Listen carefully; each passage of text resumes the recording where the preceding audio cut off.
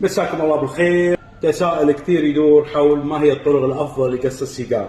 في اكثر من طريقه راح نتكلم عنها. اول طريقه اللي هي الستريت كات، وهذه المفضله بالنسبه لي، وخاصه بالنسبه للاصدارات الكوبيه. اقص القحفيه من فوق، اقص سيجاري يعطيني الدرو المضبوط ويعطيني كل البوتنشل مال السيجار.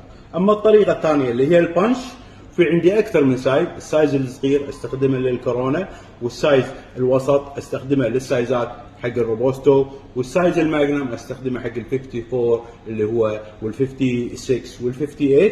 اركز سيجاري وافر لغايه ما تدخل القطعه داخل، بعدين اشيل القطعه وابدا تدخيني.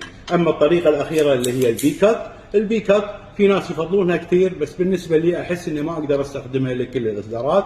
تركز سيجارك وتقص، راح تعطيك قصه تسمى البي كات او الكاتس اي، حفره بالنص، تعطي درو بس ما راح تعطي البوتنشل نفس اللي يعطيه الستريت كات.